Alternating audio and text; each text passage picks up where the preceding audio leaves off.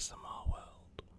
In today's video, we are going to be taking a look at this huge UFC book.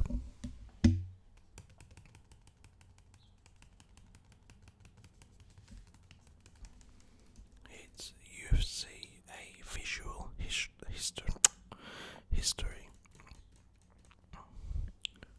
with a foreword by Dana White, the UFC president.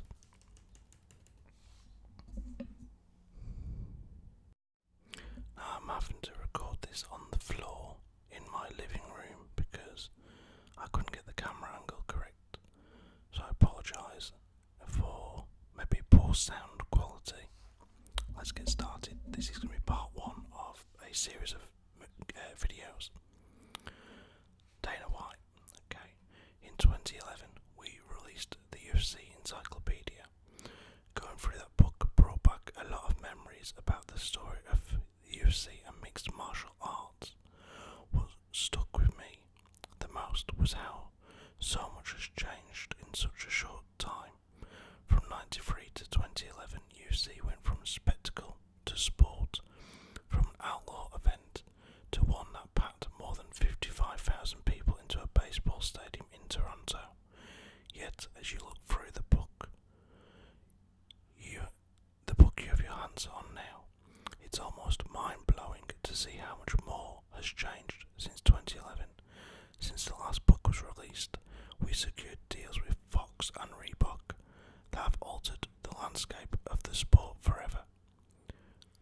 We've introduced women's division into UFC. We've gone to even more countries around the world, and we're on the right track to, in my opinion, to my ultimate goal of MMA being the biggest sport on the planet. We're not going to read all of that because that would take us too long.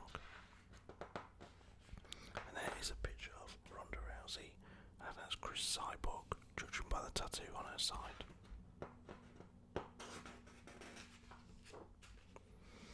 So 1993 is where the UFC started.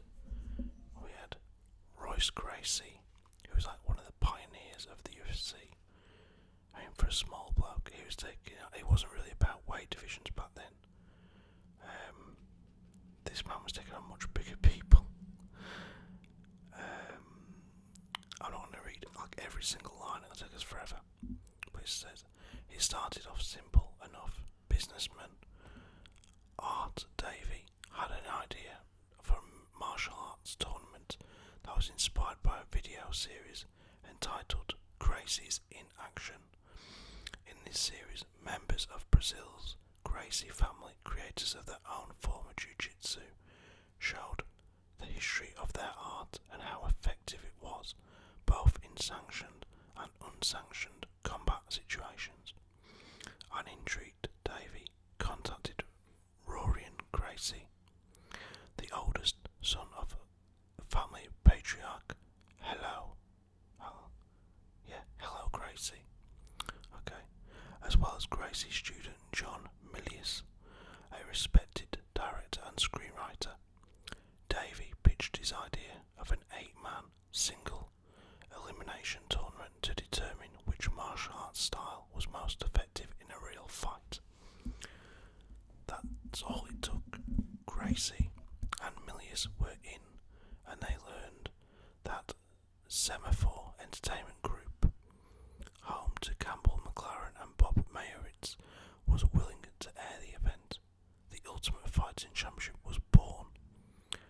Gracie's family had already travelled from Brazil to California to help build awareness of Gracie Jiu-Jitsu, and Rorian obviously had his own motives for wanting to see UFC succeed. While many assumed they would select his imposing brother, Rickson, to represent the family, he instead chose younger brother, Royce, a 26-year-old who would never be described as imposing. It was pretty much Rorian and my father's decision, Royce said. I was at the right weight at the right time, and I wasn't too big or too small. I'm glad they gave me a chance. I was dying for the opportunity. It was an opportunity attached to plenty of pressure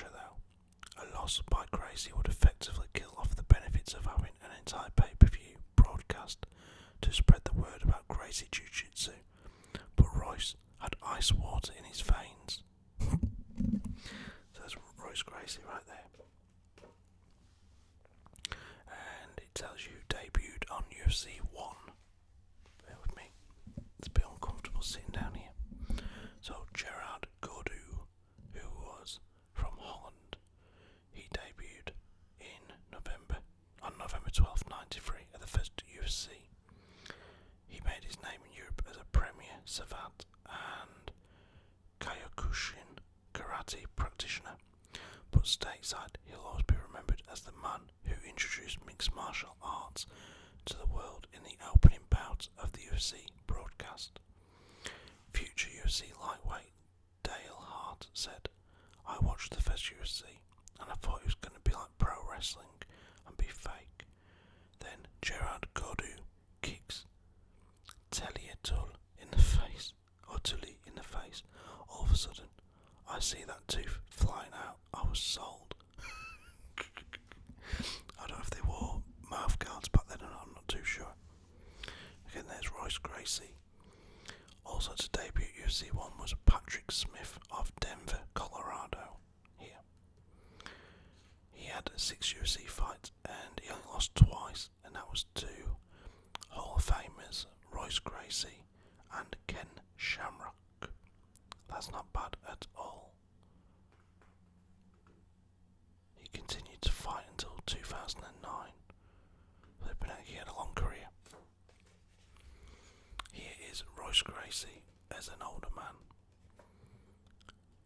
He debuted at UFC 1 and he won the tournaments for UFC 1, 2 and 4. You would not mess with this man, even when he's older, right there. I think that was when he took on Matt Hughes, by the looks of it. Matt Hughes, he was a right prick, he was, back in the day. Great fighter, Matt Hughes was a great wrestler, but a real bad bully. He was terrible for it. I watched like the original Ultimate Fighter series. I think Matt Hughes was on the first or the second one, I believe. The second series. He was just bullying people left and right. He just come across as a right prick.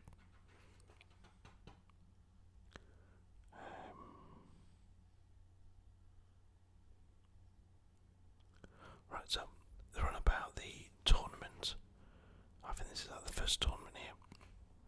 Once the tournament began, Art Jimison, future UFC Hall of Famer Ken Shamrock, and Gerard Gordeau all went down in defeat on that single night. All to Royce Gracie.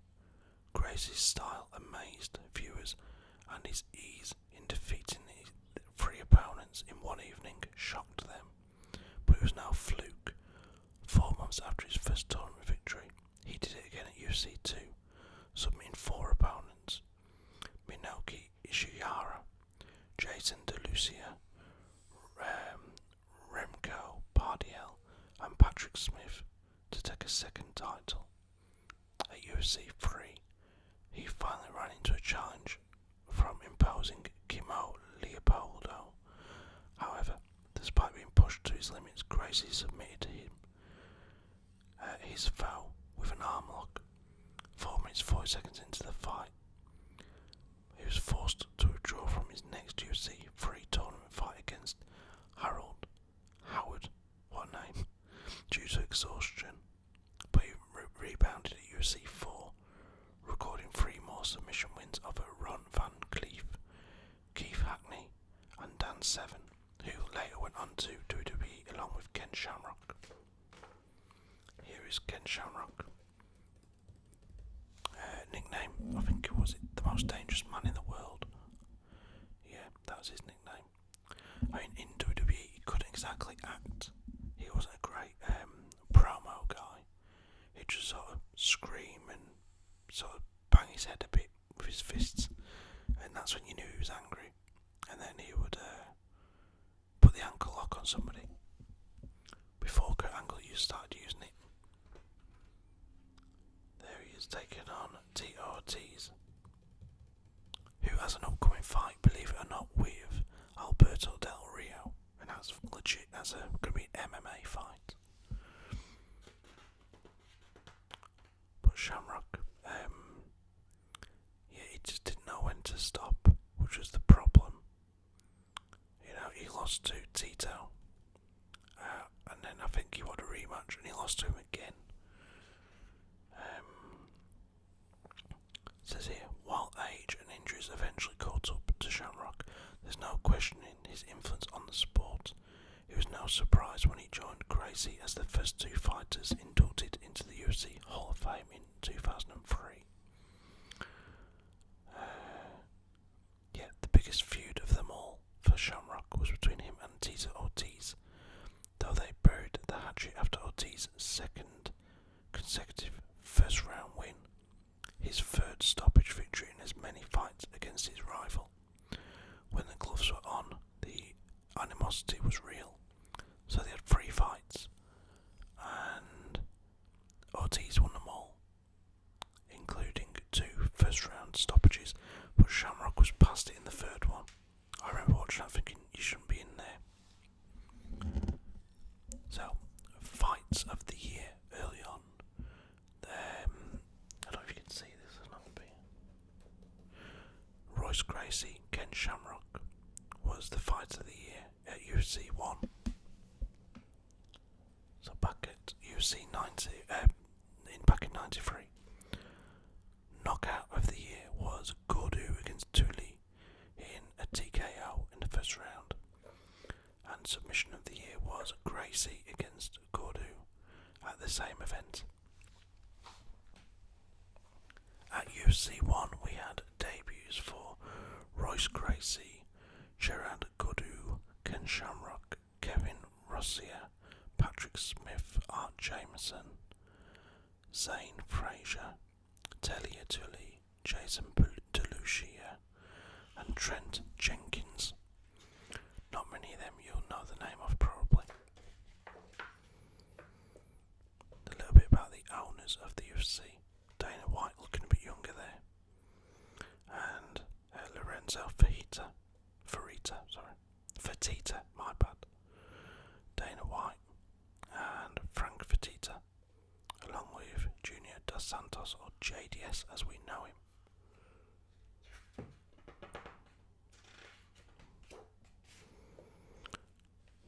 '94, so the second year it has been running, and we have a debut for Guy Mezger. During the late 90s, the beginning of the new millennium, Guy Mezger was perhaps the most visible and mixed martial artist fighter in the United States, appearing on VH1 and Fox Television, as well as writing a book on kickboxing. That's him down here. Not that you can really see it, I'm afraid, because I've had to put the camera quite far away. But if I zoom in, then you'll lose half the page. It's quite difficult because how big the book is. Here we have Keith Hackney, who also took part. Harold Howard. I don't think half of these would stand a chance these days against a Francis Ngannou or a Max Holloway. Steve Jenham, Kimo Leopoldo of Germany, Anthony Macias, and Remco Pardoel. So look at Kimo Leopoldo. He was one of the most recognisable fighters from the early days of the UFC.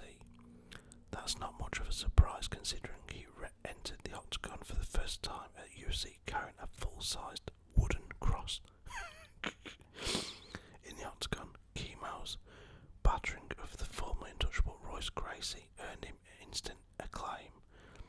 The first bout turned into 6 more fights in the organisation, including 2 bouts with Ken Shamrock, both of which he lost. At UFC 43 in 03, Kimo earned his biggest victory when he submitted Tank Abbott in less than 2 minutes. Despite rumours in 2009 to the contrary, he's still alive and well. Fancy out though beating Royce Gracie. I've been the first person in UFC to do that. Dan Seven, who always had a ridiculously looking moustache, as you can see, right there. I've got to move my leg, guys, right there.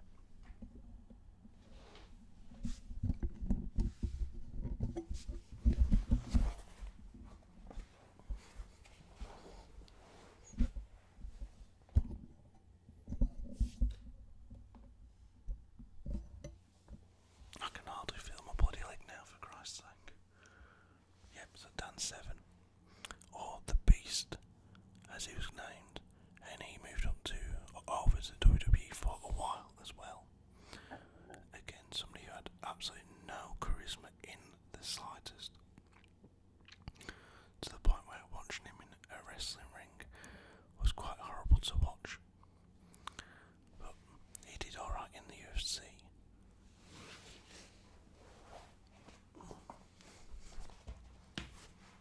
As he won the UFC 5 tournament and the Ultimate 95 tournament winner. What an original name that is. Also the UFC Superfight champion and a UFC Hall of Famer. He was inducted in 2005. In his first match against Anthony Macias, Dan Severn suplexed his opponent before submitting Macias with a rear naked choke at 145. His next opponent, Marcus Bossett, didn't get that far, lasting just 52 seconds. Then Severn would face UFC's undisputed superstar Royce Gracie in the night's tournament final. Early in the match, things went according to plan as he took the jiu-jitsu expert to the canvas and kept him there. Eventually, Severn started firing off some strikes, and as the bout went from 5 minutes to 10 to nearly 15, it looked like just a matter of time until Gracie would be forced to give in. But at the 15-minute 49-second mark, Gracie found his opening and forced Severn to tap out to a triangle choke. I don't think Gracie knew when he was out of a fight. But Dan Severn, back in the day rather, that was a regular occurrence. Suplexes and people just getting picked up and completely slammed down to the canvas. I used to love seeing that sort of thing.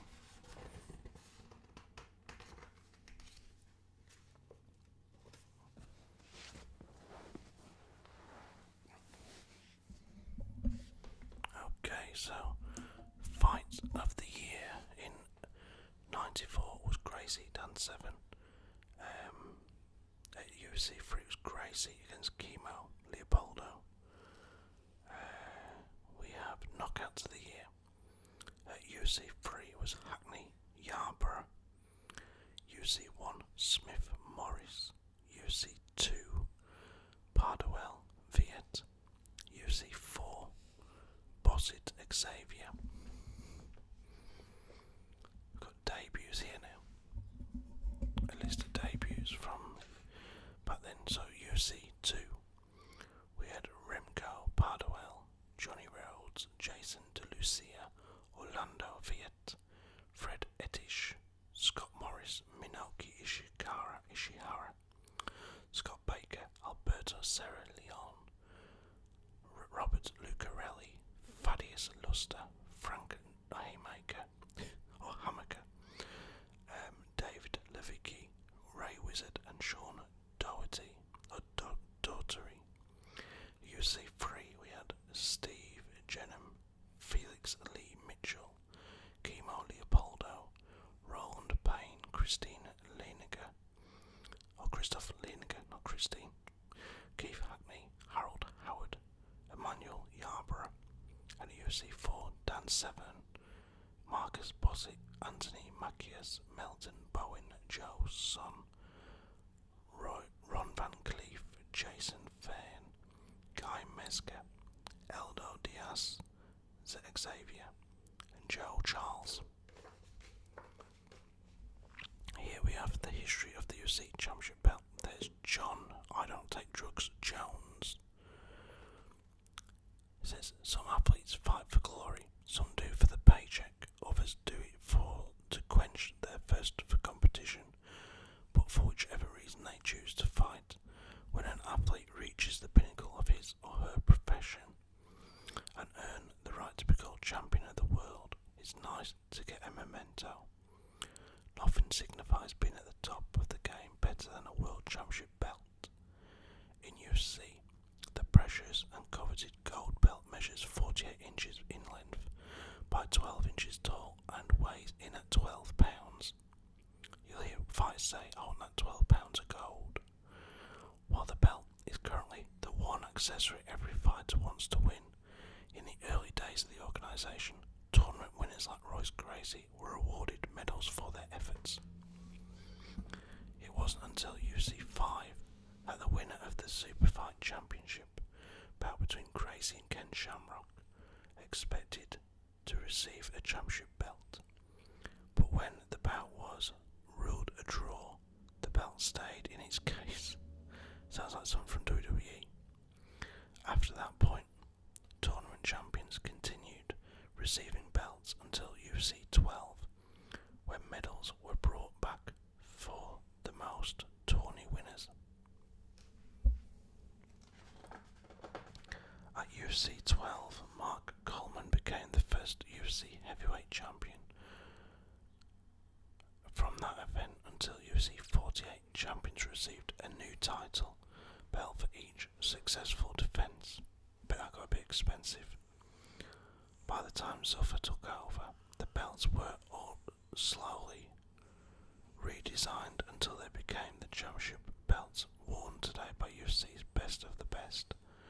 Although it's been a long journey to get to this point, whether a fighter received a belt in 1997 or 2015, each champion can rest assured that he or she has earned it.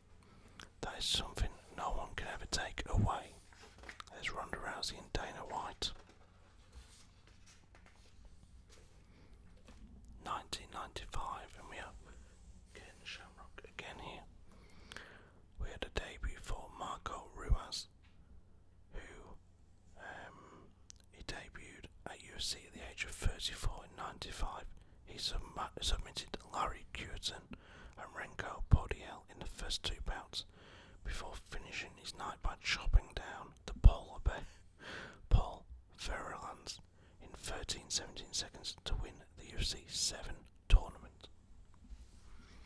We have Oleg Taktarov, following a 33-minute draw with Ken Shamrock. 33 minutes, bloody hell. At UFC 7 Super Fight, Taktarov returned to the octagon a final time in December 95 for the Ultimate Fighter tournament. After two victories over Benetau and Marco Ruas, he would lose a second time to Dan Severn in the last UFC bout. Still competing in MMA up until 2008, he finally hit the big screen as an actor. I'm sure I recognise him. He was in Bad Boys 2, We Own the Night, Air Force One, and Predators. Yeah, I thought I recognised the bloke. I did not know he'd ever been a UFC fighter. Funny that.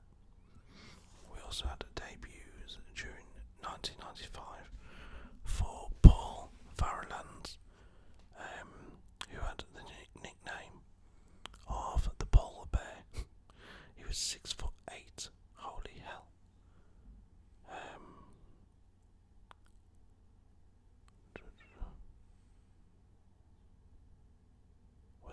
Okay. This powerful and effective fighter was resilient in the face of danger and was able to consistently beat fighters like Carl Warsham, Mark Hall and Joe Moreira.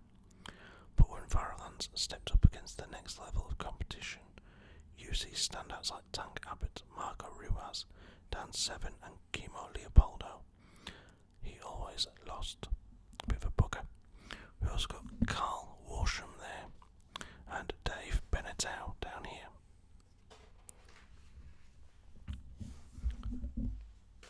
So debuts from UFC 5, 6 and 7 with Dave Benetau, Asbel Canseo, Oleg Taktarov, Todd Medina, Ernie Vesticia, Larry Curtin, John Hess, Andy Anderson, John Dowdy.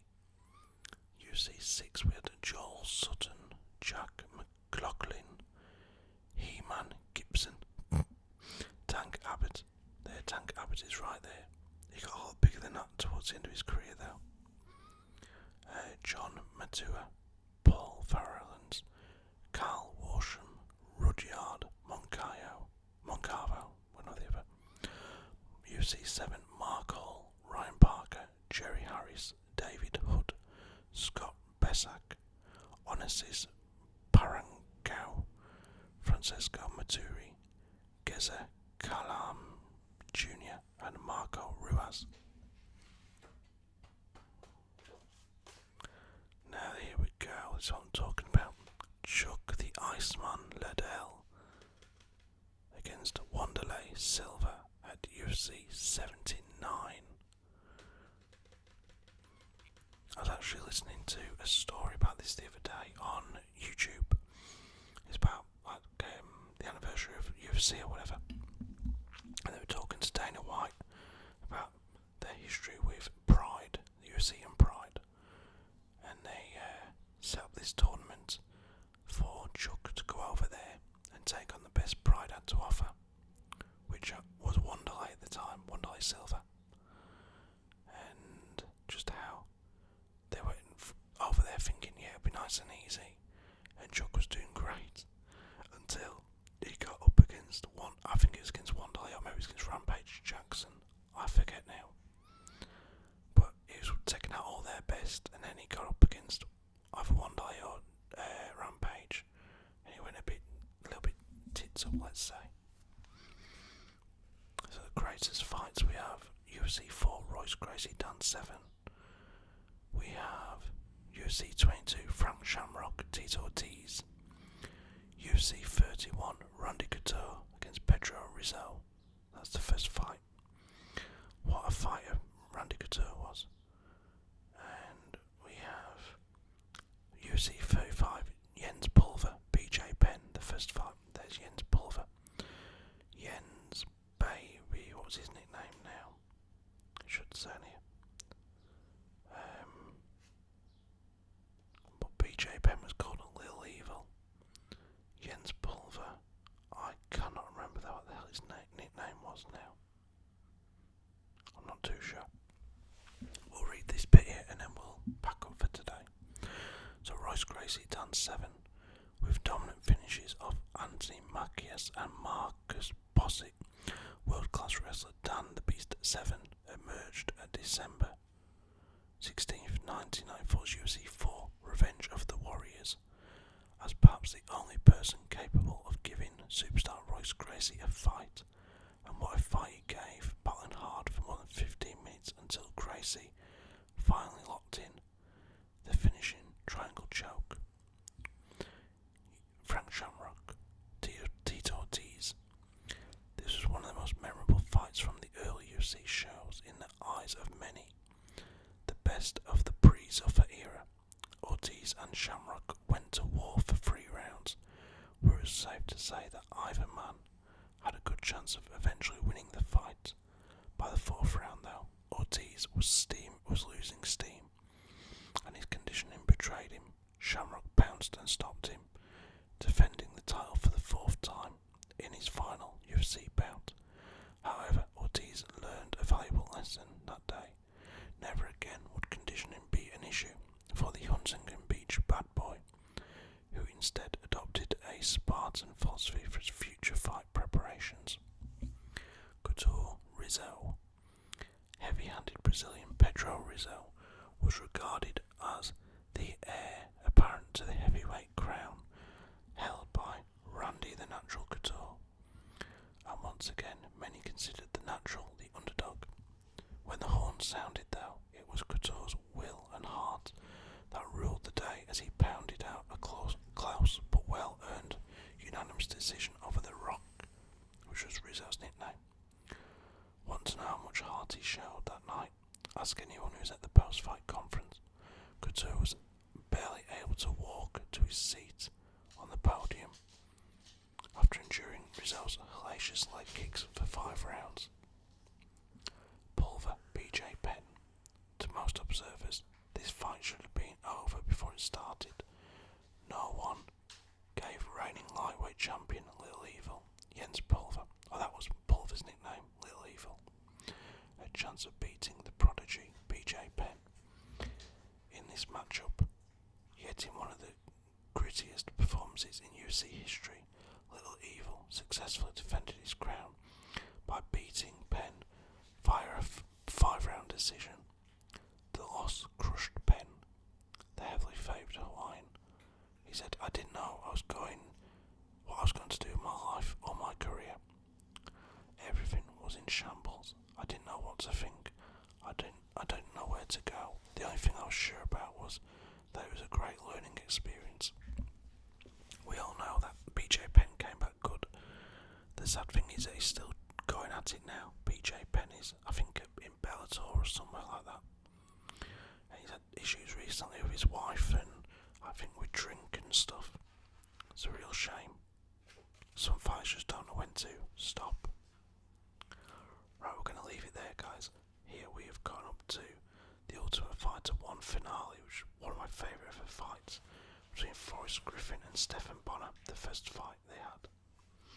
But I'm going to leave it there, and we'll come back to this another day, because we could be here all day. Look how big this book is. It's huge. All that yet. So I hope you enjoyed the video. If you have, drop some comments, a thumbs up, and subscribe if you haven't already. What you're waiting for. This is the best ASMR channel you'll find. I promise. Because I said so. See you later, guys. Bye bye.